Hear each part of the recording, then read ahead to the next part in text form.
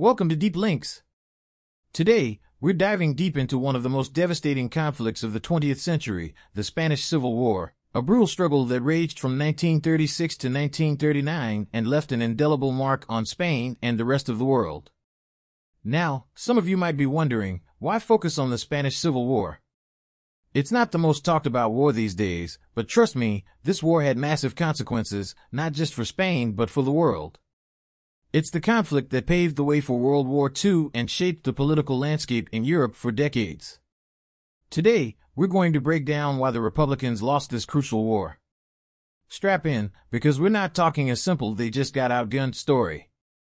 It goes way deeper than that.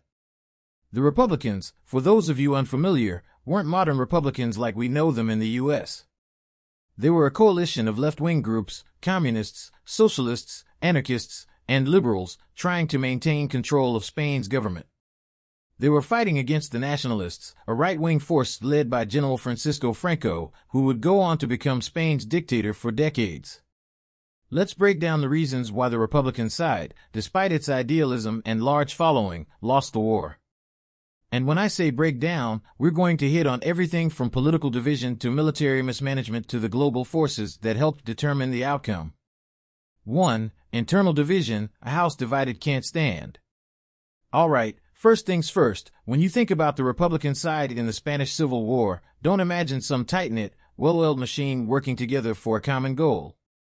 Nope. Far from it.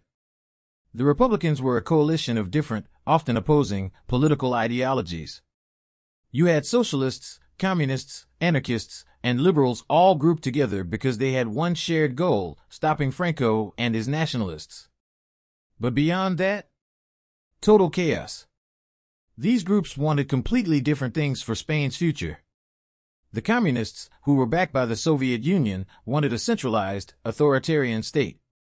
The anarchists, on the other hand, wanted to tear down any form of centralized power and build a completely stateless, decentralized society. And then there were the liberals, who were clinging to some semblance of democracy amidst the chaos. Can you imagine trying to fight a war when your allies can't even agree on what victory looks like? It's like having a football team where half the players want to score goals and the other half just want to tear the goalposts down.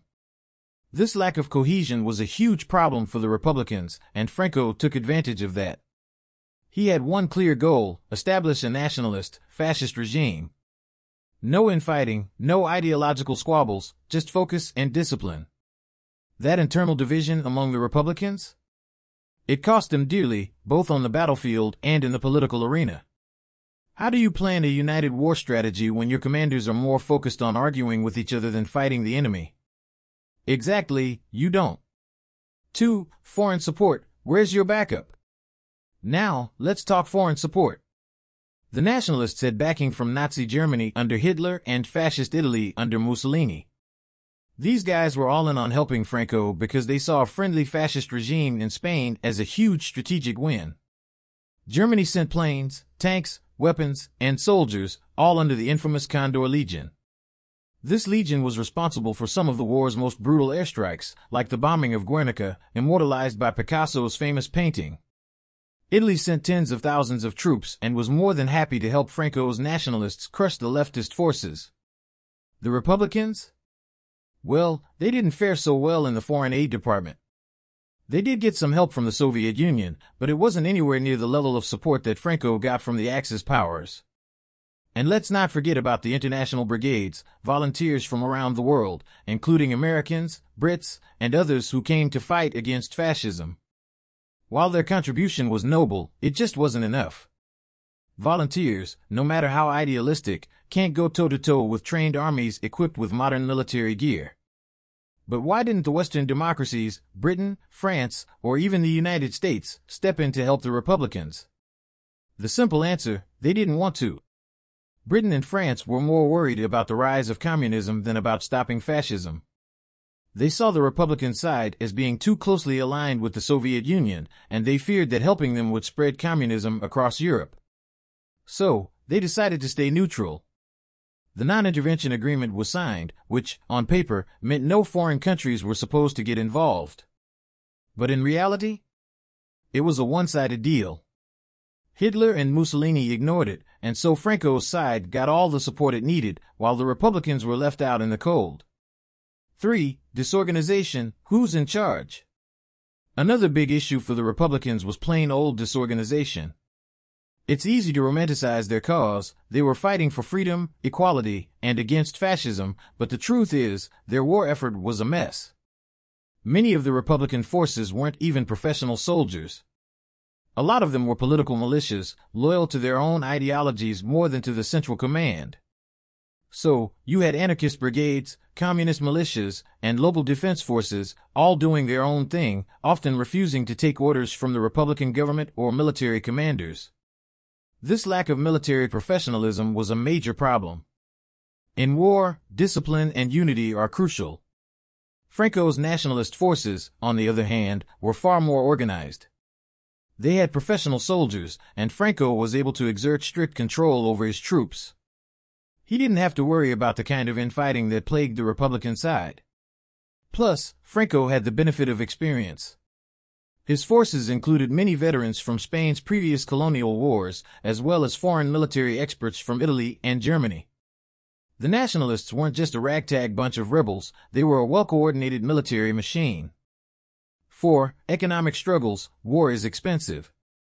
War is expensive. It drains resources, food, weapons, ammunition, fuel, and the Republicans were always at a disadvantage here. A big reason for this was geography. The nationalists controlled a lot of Spain's agricultural and industrial heartlands. They had the resources to keep their war machine running. They controlled important territories like Andalusia, which provided a steady supply of food, and areas rich in raw materials for industry. The Republicans, meanwhile, were cut off from many of Spain's most productive regions. They had to rely on foreign aid, which, as we already discussed, wasn't flowing in the way they needed it to. They also faced blockades, making it harder to get supplies into their territory. The economic disparity between the two sides became more apparent as the war dragged on. The Republican soldiers were often under-equipped, and morale suffered as food and other necessities grew scarce. Now, combine economic struggles with the fact that the Republicans were politically and militarily disorganized, and you start to see why the war was such an uphill battle for them. 5. Political infighting. Too many cooks in the kitchen. If you thought internal division on the battlefield was bad, wait until you hear about the political situation. The Republicans weren't just fighting a civil war, they were also dealing with political chaos back home. Within the Republican government, there was constant infighting between different factions. The communists and socialists often clashed, with each side trying to gain control of the government. And that's the story of why the Republicans lost the Spanish Civil War. It wasn't just about who had more guns or more soldiers, it was about deep ideological divides, international politics, and the harsh reality of a disorganized war effort. In the end, the nationalists, with their unity, foreign support, and strong military strategy, overcame a fractured Republican front. The consequences of this war were huge, not just for Spain, but for the entire world, as Franco's victory symbolized the growing rise of fascism in Europe. Thanks for joining me today on Deep Links, where we always dig deep into the history that shaped our world. If you liked today's episode, don't forget to hit that subscribe button, and as always, keep questioning the world around you. Until next time, stay curious, stay critical, and keep thinking deeper.